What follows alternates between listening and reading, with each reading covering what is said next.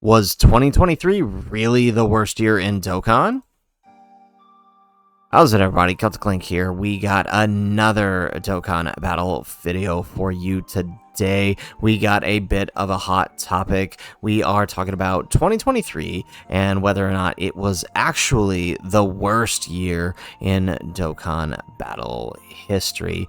You see, we are coming off the wake of the 10th anniversary, and Saiyan Day and the April celebration just have not filled the hole that celebration has left us. It is the biggest celebration we've had to date and brought some of the best and most memorable units in the game thus far, and so this is leaving us to look back at previous years, right? With Dokkan being as dry as it is post 10th anniversary, many people are beginning to make comparisons to the year 2023. So I wanted to take a minute, break that down, and see, was it really that bad?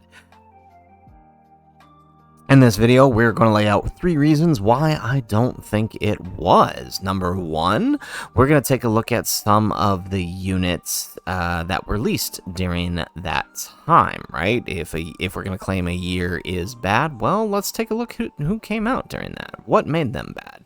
Or what made them good? Then we're going to take a look at some of the celebrations during that time. Not all, but we'll take a look at some of the bigger ones, right? How did they stack up compared to other years? And then finally, you know, what really makes or breaks a year in Dokkan is the events we have to play. So we'll take a look at some of the events that released during that period of time and see where, you know, some people may have drawn that conclusion for it being bad. We can all think of one event that is really on people's mind here. But nonetheless, let's hop on in and let's start by taking a look at the units here. So we have here the lineup of 2023. Beginning in the beginning of the year, we released LR Fizz, Ultimate Gohan, and Orange Piccolo. 2 of the best LRs released since the 7th anniversary at the time. Now, of course, Beast Gohan was met with a lot of criticism, considering he released as an Ultimate Gohan and not actually Beast Gohan being simply an active skill, and with his kit being somewhat hard to manage, right, met with leaving a bad taste in a lot of people's mouths. That was immediately followed up by the 8th year anniversary with the LRZ duo and the LRGT duo, the Spirit Bomb duo. Probably one of the most unique anniversary themes we've ever had, the Spirit Bomb, and, you know, 2 very well beloved anniversary LRs. I think even to this date, in the 10-year anniversary, people still respect and like these units. They held up pretty well in terms of people's opinions on them for their release. Unfortunately, their part 2, not quite as hype, but was the release of Kai Goku and Int LR Gohan, Kid Gohan. Both of these meant to represent the openings of Dragon Ball Kai and Dragon Ball Z, and it was a unique concept, something that it fell flat given the theme. So I could definitely see with the lineup here, right? So just going from New Year to 8th anniversary, right? There's some hits and there's some misses. Ultimate Gohan being the biggest miss, I feel like, for a lot of people. This is not speaking specifically to his kit, but more the reception to him, right? His kit is highly debated. Some people will tell you it's good. Some people will tell you it's bad. I am of the boat that it's actually pretty good. It wasn't that difficult to manage. It was definitely, his flaws were way overplayed, but that doesn't change the overall reception that the community had to the unit. But moving on, so coming in off of that anniversary, right, we went into the STR Super 17, the 17 and Hellfighter 17 celebration. Now, this was a strange one because not only did it hit top grossing, at least on global, well, actually, I think it did on JP too. Not only did it hit top grossing, but this was such an oddly designed character for what it was, right?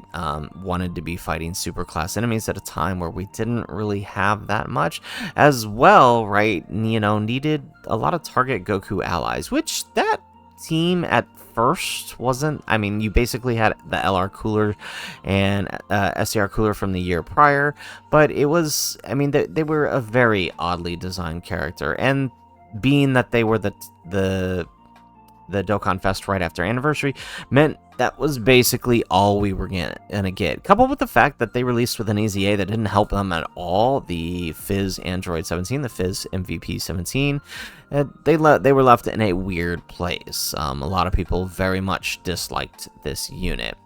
But that was immediately followed up by one of the hypest Saiyan Day celebrations we had to come, and that is with the Saiyan Day God Goku. Not only did they do a lot to build up hype for this character, right, with the little hints that they did every day, although Global ended up dropping the ball and just giving away the answer, but it was a very hype celebration. The celebration itself brought forth a lot of good EZAs, right? An EZA battle, as well as the EZA for God Goku.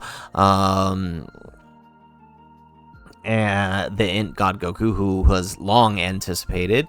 It was a great celebration, and I think a lot of people do remember that celebration fondly.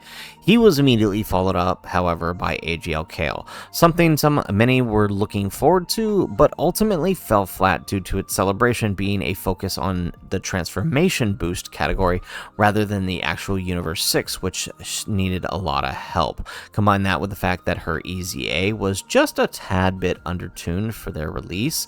They were designed as a stacker in a meta that didn't quite allow for that, at least not yet. And so, you know, she was left in an odd spot. People assumed she would get help as time goes on, but of course her secondary slot, being that it was transformation boost, was given to LR Super Buu, who in a nutshell was a terrible release. It really was. Like, he was not in a good position on release, and that really began to settle in and sour people on the celebration, and just in general, right, with the year 2023. While we did have some big hits, right, things began at this point to really seem like they were going downhill. But then, out of nowhere, they dropped the biggest hint that we would, for the first time ever, get true representation for the World Tournament, Goku and Piccolo from the 23rd World Martial Arts Tournament. This was a long-awaited, highly anticipated release, and it was finally done. They did so much to hype this up. They did so much advertisement. They did, you know, there was so much going on in this Golden Week campaign for these two units. Plus buffing the Dragon Ball Saga itself throughout the year leading up to this. Like, they both dropped in a really good environment for the two. We will get to the events a little bit later, but they dominated every single existing event. Combine the fact with World Tournament Goku had the standby effect that was introduced by the 8-year LRs. Very, very similar to the STR,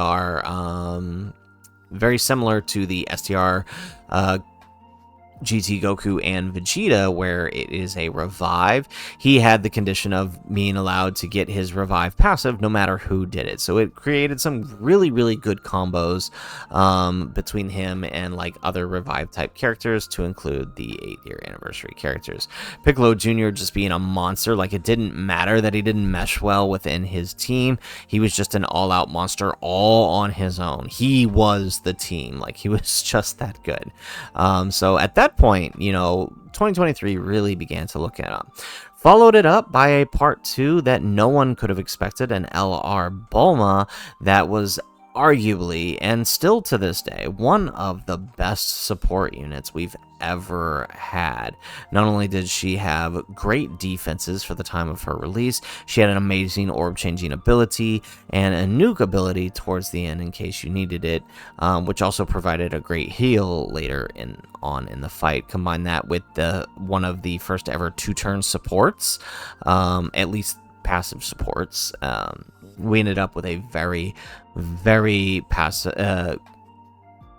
The meta ended up in a very, very positive place, to the point where it was like almost like you were either running a team with Bulma or you didn't have Bulma. Like, that's kind of how it was, and it was a great feeling to watch her boost all of the characters you could have had. Then we moved into Turles and Riku's celebration, and this is where things started to drop again, right? Turles, highly anticipated, but was left highly conditional in an environment where we didn't have the bosses necessary for him to sort of get his full potential. And then followed up with his LR Riku, who just, I mean, he was arguably one of the worst yellow coin LRs we've ever had. He was usable and he was fun, but he was definitely one of the worst yellow coins we've ever had. And then I would say from this point forward, the year was pretty much on the rise, right? With the release of Full Power Super Saiyan 4 Goku, and even the GT boss Omega. While highly restricted and didn't really have a team, he was still fun to use. Followed that by our GOAT Super Trunks, you know, no complaints there, other than the fact that he didn't have the Android Cell Saga units necessary to function when he released, but that was quickly remedied by the, by the worldwide celebration following that. So, I mean, take that for that.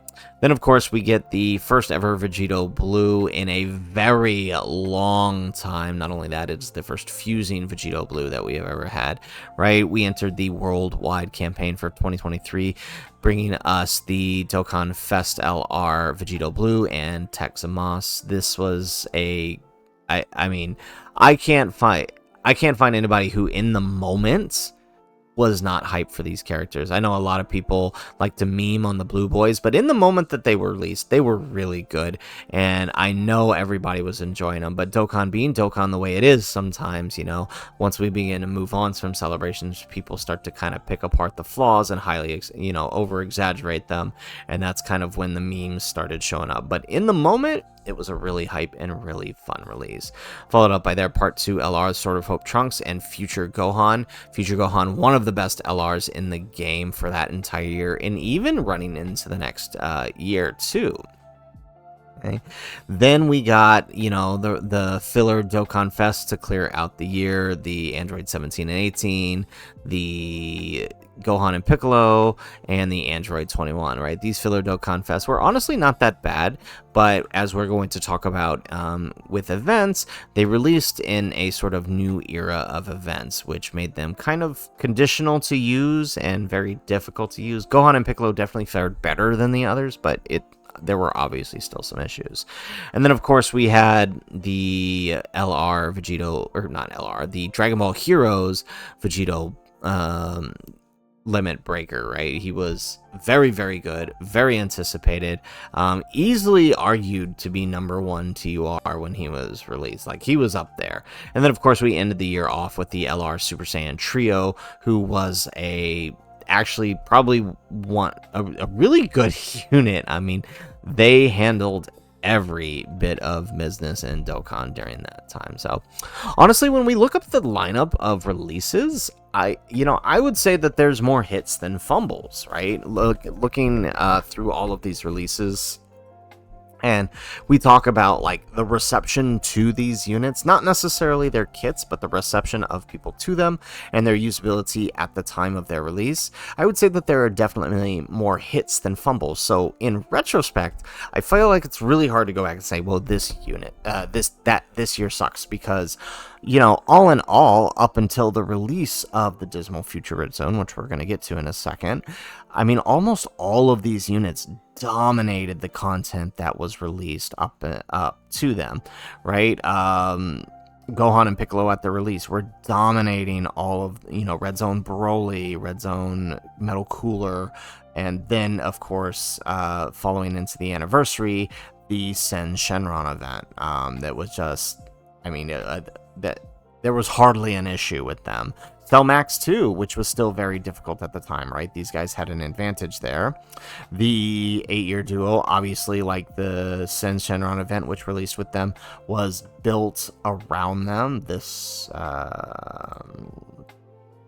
where is it here? This one here, right? This event here, right, was the big event released during the 8th anniversary, and sort of the bar for what we expected for units, and they dominated here. It was definitely built around them. Same with the Kaigoku and Gohan. Pretty much every release, even Kale to a degree, right, could function pretty well in those events. Super Buu was probably the only exception, but that was more because he didn't have the team he needed to function. The World Tournament characters did great here. Even Turles without his entrance passive and his extra buffs did good here. I would say Triku is probably the only one who really struggled here. And then we followed this up with the final stage, the Omega Shenron stage, which was basically built for Full Power Super Saiyan 4 Goku and Omega Shenron. Pretty much these guys and everybody below them, really, God Goku, World Tournament Goku Piccolo, they all functioned pretty well in this event, even with the AoEs that were present in the second and third phases. Like, it was very easy to manage with a lot of the teams that many of these characters found themselves on. Even Super Trunks. Super Trunks arguably did very well in the Omega Shenron event because of the way his passive worked if you were running 2 of them. And then, of course, this is where things began to change, right? Our big event that sort of shifted the perception entirely of the release as during the releases during the 2023, and that is the release of the, where is it? The Dismal Future Red Zone. This shifted everything.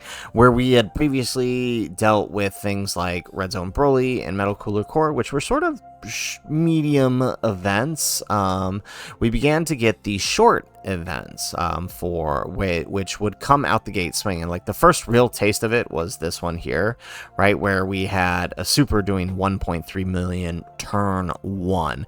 This was almost unheard of at the time, and it only got worse from there, right? We moved into like the Goku Black stage, right, where he was doing 1.6, and you were usually getting here by turn 3. And then, of course, we ended with Fusion Zamos, where we came out the gate with a 1.2 million super and a 500k AoE. That was what really killed this entire setup here, right? So if you want to see on screen here, right, we had the Fusion Zamos, which brought forward the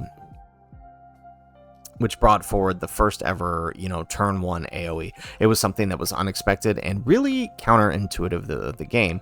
So, like, if we kind of come back and look at the list here, like, almost all of the units released during this period were screwed over by a turn 1 AoE. And so it began to leave a sour taste in a lot of people's mouth. Most of the units, though, if you could get past this, get past the AoE super combo slot 1, the rest of the event was a cakewalk, right? It was literally just this little part right here that really messed people up. Because even if you managed to survive the AoE, there was like, I think somebody actually ended up doing the math, and there's like an 88% chance of you getting super turn slot in slot 1.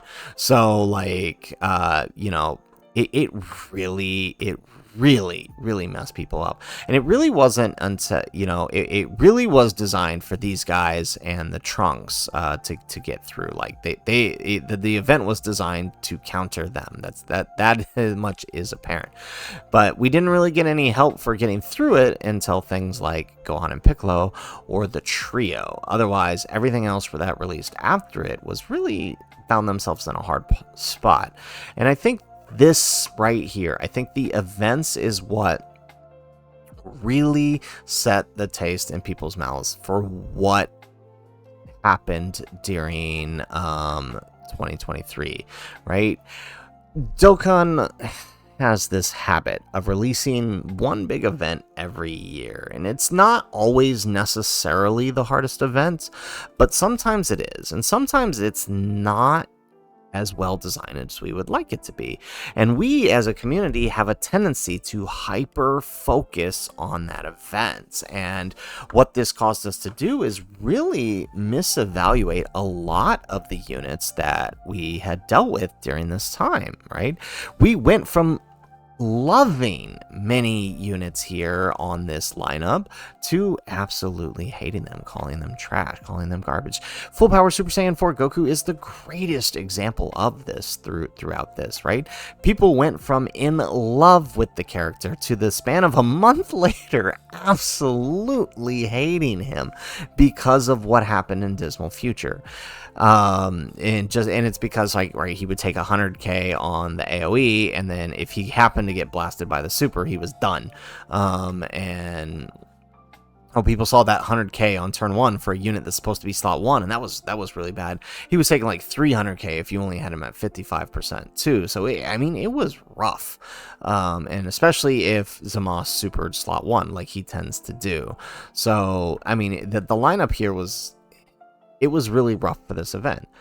But then that's really what the problem was, right? If we take a look at the rest of the events that released during 2023, right?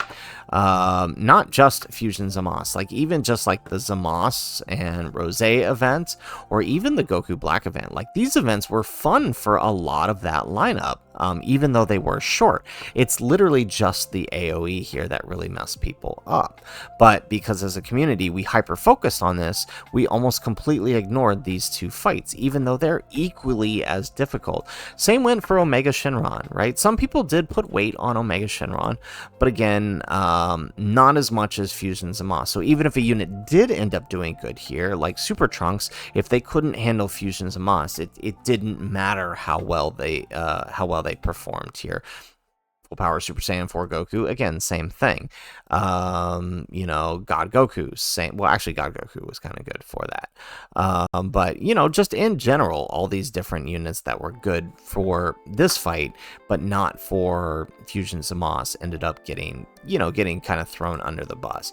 But, I mean, that's what to me is the worst. The worst bit of this is this right here, is that we released this, Dokkan released this event, and it was such a fun event. The Divine Wrath and Mortal Will, there was so many different gimmicks here and so many different things that made the fight hard. Like this Supreme Fusion fight, this is a really difficult fight, right? Turn 1, you're dealing with a 1.5 million super, but you had to learn how to, you needed to bring units that could help you survive turn 1, but then you also needed to bring units that could help you attack lower, right? There were so many fun combos and revive combos you could do here to help lower the attack, to get you to a point where you can actually live what he was doing. He also had one of the highest HPs of the time too, right? So it made this a really difficult fight that could take a few turns. Like it was kind of a medium fight, and it was really fun. The Fusion Zamos fight, the Divine Wrath, same thing, right? This was a really powerful super, right? And it wasn't something that was easy to take down, but it got largely ignored because of the existence of this fight. Even like the Broly fight. The Broly fight was still difficult for a lot of units that released during this time, but got began to be largely ignored by the time Dismal Future released, because we wanted to hyper focus on that turn 1, and really that is what made I feel 2023 feel worse than it actually was literally just the hyper focus that the community did on this event.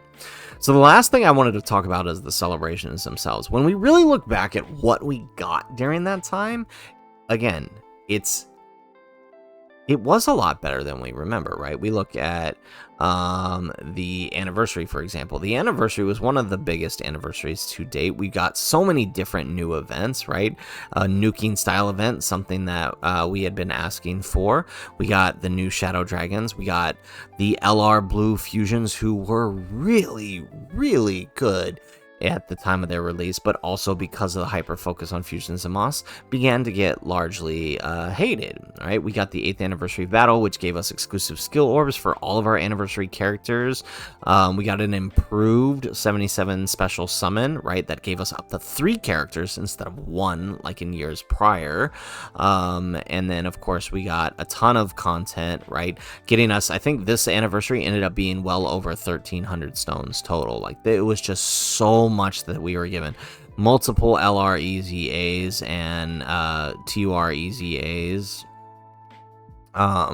Just a crazy amount of stuff that came in through this celebration, right? An improvement on the redstones came, right? This is when we first began to see other units added to the redstones, and it only got better from that. The premium dragonstone got some, got us access to EZAs that we wouldn't have had before, and it was just, I mean, there was just so much here. And this was also coming off the back of the New Year's campaign for Dragon Ball Super Superhero, which gave us EZAs for like AGL Gogeta, Fizz Broly, who were still really good at the release of the anniversary, the AGL Gohan and Cell, still really good, right? Like, this was coming off of the back of a huge celebration into another huge celebration. Like, between the two celebrations, like, if for whatever reason you didn't summon, you would have walked out with well over 2,600 stones between the two celebrations. Like, it was just a phenomenal amount of content for the time.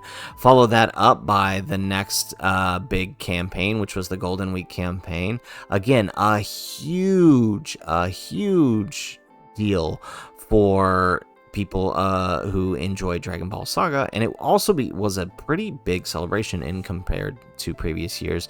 Throughout the campaign, they were giving us content as well as buffs through EZAs to Dragon Ball Saga characters, right, which made it, that much easier to run the likes of like Path to Power Kid Goku or World Tournament Goku. We got, where is it here?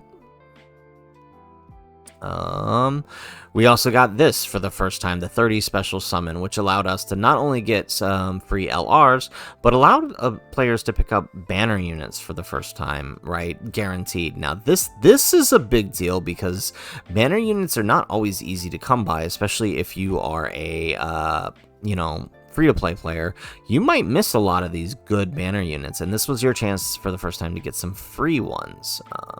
And then, just overall, good content all the way through. I think that this celebration in total gave like 500 stones, which is a lot for a monthly campaign. And then, of course, we had the worldwide campaign. This full campaign, like the anniversary, gave close to about 1,100 to 1,200 stones and had the most I compared to the cooler year, and I definitely feel like there was more content to be had here, right? We just looked through everything that was brought here. We got new story events, we got new red zones with new tickets and wallpapers, we got the EZAs for Tech Trunks and AGL Samas, who were both pretty good. We got the, we got exclusive skill orbs for Future Saga. All right, we had an update to the premium Dragonstones, giving us some crazy access to some crazy LRs, some of whom ended up getting an EZA during the celebration. We also updated the Red Dragonstone once again, this time offering more specific characters like Fizz Goku Black, which ended up being a good deal, as we would come to see in the following year he would get a super EZA, so you basically could pick him up for free. And then of course all of the events that came with it, the EZAs, the and Gohan EZA, who actually did pretty good even through the 9th anniversary. We got, the carnivals. We got the 50 special summon ticket for a free LR. This was a first for Worldwide, right? Worldwide didn't typically have this, but this was added in, so this was really good. We also got more you know, the Dragonstone mission that we get every year, where you get Dragonstones every day. Got that. We got LR Goku Black, who for the time of his release was one of the stronger EZAs. And then of course, you know, content through the Divine Wrath and Mortal Will, Dismal Future, you know, Int Goku Black's EZA, right? All in all, like, this just gave a ton. There was so much to do. I remember being overwhelmed with the amount of content that I had to record during this, because there was just so much going on. Like, the campaigns themselves were handled well, right?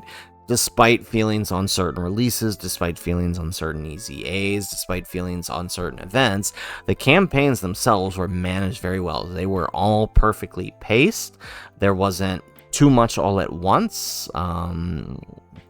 Like how, you know, sometimes, like 10th anniversary, there was a lot that always kept dropping at once, but then there would be these long gaps in between. That wasn't the case for this campaign, and it wasn't the case for this campaign, and I don't feel that it was the case for the 8th anniversary as well. So, I mean, it goes to show you how well they handled the celebrations, right? And then, of course, you know, we had the Dragon Ball Heroes campaign at the end, which didn't bring a lot, but it did bring, right, new, you know, a few new events and a new red zone for us to take down, which was... It wasn't too hard for non-heroes events. It was definitely designed, you know, for it to be a challenge for the heroes units. But it was fun. The gimmicks were interesting. Some that we would end up coming to see play in future red zones, like the like, who was it? I think it was Hearts that had like that insta kill, right? Yeah, Hearts had an insta kill, so you had to kind of learn to play around that. We would see that come, you know, in later red zones as well, like Beast Gohan, or like I think Frieza had an insta kill too, right? So we'd see that come back later. So I mean, it was a really interesting and a fun time, right? So I you know, I don't think there was a single fumble celebration, even like the Fizz Turles celebration, which was like a random filler celebration, ended up giving like 500 stone. That ended up being like a really good celebration for a random filler celebration. So they handled things really well during 2023. So I mean, really, when we look back at the celebrations, we look back at the units, and we look back at the events, I find it hard to say that this was the worst year. It had its moments. It definitely wasn't perfect, but I don't think it was terrible all in all. It only feels terrible, I think, if you hyper focus on that singular event. Outside of like one or two characters being misses and not getting the help they needed, a lot of characters ended up succeeding through 2023 and into the 9th anniversary. Many characters who didn't perform well this year ended up performing well the following year, and that just speaks to how well, you know, they actually were. So, you know, that's just my thought. I don't think 2023 was as bad as we remember. I think it was a lot better than we're letting on. So, guys, that is it for the video. Those were my reasons for why I think 2023 wasn't as bad. Number one, the lineup wasn't nearly as bad as people like to say. Number two, the celebrations were actually handled very well and gave tons of stones and lots of different types of content. And number three, the events. In reality, we had quite a few different events that were fun for a lot of these units, and the only real problem was just the hyper focus on one event. So those are my thoughts. If you guys like the video, make sure you hit that like button, subscribe to the channel if you have not already, and in the comments down below, let me know, what are your thoughts on 2023 in Dokkan Battle? Was it really as bad as we remember, or were there some highlights for you? You know what? Let's keep this positive. In the comments, let us know, what were your highlights of 2023? And if there was something that really stood out to you as negative, you know, feel free to drop it, right? I don't expect everybody to agree with me here, but I'm curious to just kind of see where you guys are at. Let us know in the comments down below. Otherwise, guys, as always, thanks for watching, and aloha.